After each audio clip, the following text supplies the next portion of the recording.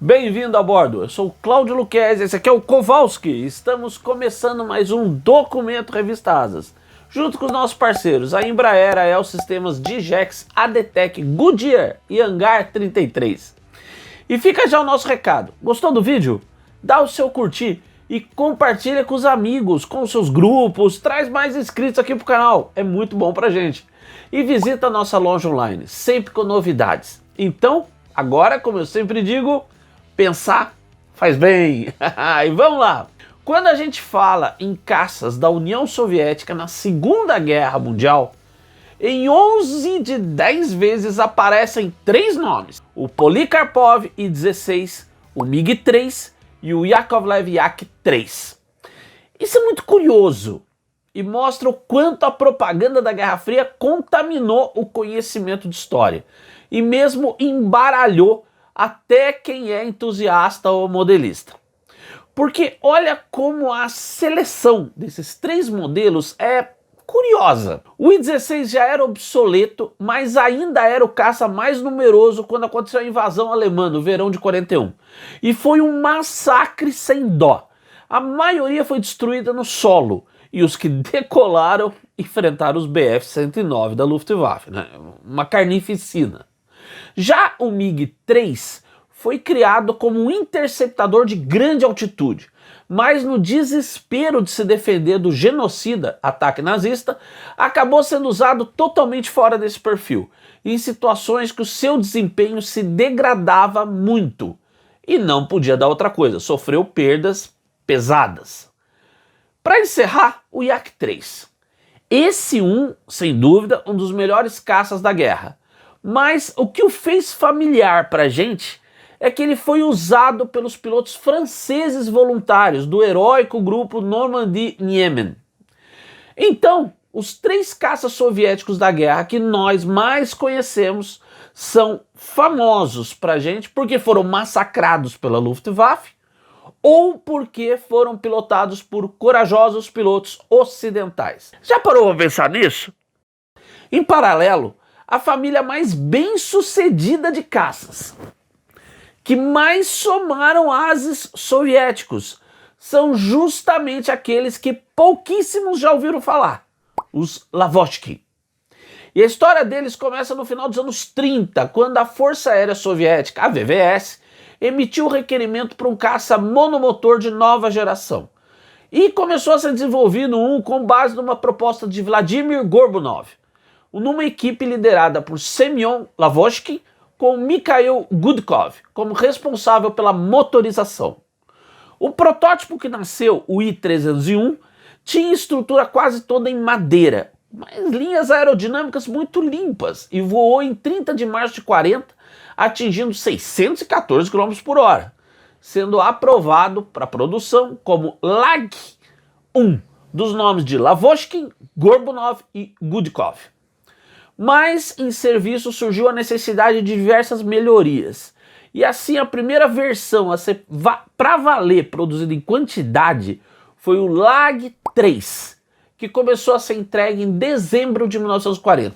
Mas quando houve o ataque das tropas de Hitler em 22 de junho de 41, apenas 322 tinham sido produzidos e só uns 50 estavam operativos. E mesmo sendo um enorme avanço em relação aos I-16, os Lag-3 não eram páreo para os Bf-109 e IF, que ainda por cima voavam com táticas muito mais aprimoradas que os soviéticos e com pilotos altamente treinados e experimentados em combate real. Com um motor em linha de 1100 HP, o Lag-3 carecia de potência e era superado pelo 109 em quase todos os parâmetros. E para piorar, os pilotos soviéticos tinham tido pouquíssimo tempo para sequer se familiarizar com o novo caça, antes de serem lançados no combate. Dá para entender então porque ele logo ganhou a pouco elogiosa interpretação do seu nome, com a sua sigla LAG, sendo traduzida como Lekrovani Garantini Grov, de caixão laqueado garantido, em russo. Meu Deus! Mas a equipe do projeto não desistiu, e no segundo semestre de 42, uma versão melhorada e com motor de 1260 HP mostrou resultados um pouco melhores, embora ainda fosse inferior ao Bf-109. Mas a história desse caça estava para dar uma reviravolta. Em maio de 41, entrava em produção um novo motor, um radial de 1510 HP, o M82A. E Gudkov testou a instalação dele em diversos caças já em produção, incluindo o Lag 3, do qual surgiu um protótipo que alcançou 629 km/h. Mas aí estava acontecendo aquele maciço relocamento para o leste de todo o parque industrial soviético, para escapar do avanço alemão. E isso provocou, claro, uma interrupção nos trabalhos. Mas mesmo assim, ainda no final de 41, se conseguiu formar um grupo de trabalho dedicado a transformar o protótipo num caça de série. Toda a fuselagem frontal foi reprojetada, afinal de contas, de um motor em linha se passou por um radial, num trabalho árduo, mas realizado num prazo quase inacreditável, apenas 40 dias. E imagine que condições, porque eu falei aquele lance, né, de mudar o parque industrial todo. Em fevereiro de 42 foi testado em voo esse novo protótipo, o Lag 3M82, que confirmou as expectativas, com boa pilotagem, ótima manobrabilidade e chegando a 604 km/h. Opa, gente, temos algo de bom aqui, né? Então, depois de alguns acertos, foi aprovada a produção em série, como Lag 5, de Lavochkin e Gudkov. Mas, em produção, o caça ficou mais pesado do que o protótipo, degradando a performance. A velocidade, por exemplo, caiu para 583 km/h. Isso levou a uma revisão geral, liderada por Semyon Lavochkin, e o resultado foi o novo caça que apareceu em setembro de 42, o Lavochkin LA-5, LA-5. Ele não era ainda o caça que ia virar o jogo contra a Luftwaffe, mas tinha algo ali, e Semyon Lavochkin acreditava nisso. Sob a sua liderança, antes do final do ano, a fuselagem traseira foi cortada, adotando-se um canopy tipo bolha, com muito mais ampla visibilidade para o piloto, que ganhou também proteções, como uma placa de vidro blindado atrás da cabeça e uma ampliação da blindagem atrás do assento. E não havia tempo a perder. Nas margens do Volga, em Stalingrado, era travada a maior, mais feroz e decisiva batalha de toda a guerra. E a VVS lançou tudo o que tinha ali. Assim, foi sobre Stalingrado que o LA-5 estreou para valer contra a Luftwaffe. E isso foi uma desagradável surpresa para os alemães, porque ali havia algo que eles julgavam impossível de existir. Um caça soviético que, se pilotado com habilidade, era capaz de se impor contra o Bf-109. Claro que os bons resultados dos LA-5 em Stalingrado não se deviam apenas ao caça em si. Houve uma convergência feliz. O novo caça entrou em combate na batalha exatamente quando a VVS sentia os primeiros efeitos da radical reorganização e renovação implementados pelo seu novo comandante-geral, o Marechal Alexandre Novikov. Aprendendo inclusive com o inimigo, diversas das novas doutrinas, táticas e procedimentos eram espelhados exatamente naqueles da própria Luftwaffe. E isso não é demérito algum, tá? A própria RAF, a orgulhosa Força Aérea Britânica, também adotou formações e táticas de caça que aprendeu com a Luftwaffe. Tira do seu inimigo o que ele tem de melhor para você derrotar ele, concorda? E claro, com os bons resultados em Stalingrado, ganhou impulso um trabalho de melhoramento e refinamento contínuo do caça. Em janeiro de 43, já havia uma nova versão, o LA-5F, que com uma nova variante do motor de 1700 HP, chegava a 613 km/h. E em combate, ele se mostrou superior ao Bf-109G em altitudes até 6.100 metros. E com grande maniabilidade e excelente controle, era capaz de encarar até o Focke-Wulf 190. E isso foi sentido com um gosto amargo pelo inimigo. Porque os pilotos alemães, acostumados a ter superioridade técnica dos seus caças contra os soviéticos, perceberam a mudança nos ventos da guerra, que vinha com o LA-5F. Num combate em 20 de maio, por exemplo, cerca de 20 deles se engalfinharam com mais de 50 Bf-109, abatendo 13 desses e perdendo só um dos seus.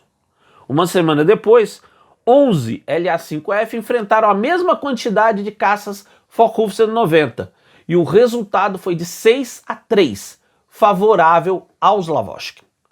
Claro, é óbvio que nem todos os combates eram favoráveis aos soviéticos, de jeito nenhum. Até porque existem muito mais fatores que as máquinas em si. Tem, claro, os pilotos, que muitas vezes são mais determinantes que os aviões. E a Luftwaffe continuava a não ter falta de aviadores dos mais habilidosos e experientes.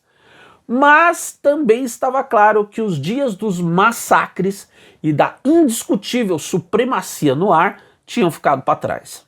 Em maio de 43 entraram em cena os LA-5FN, com a nova versão do motor M82 de 1850 HP e outras melhorias, resultando num incremento geral de performance, com a velocidade chegando a 635 km/h.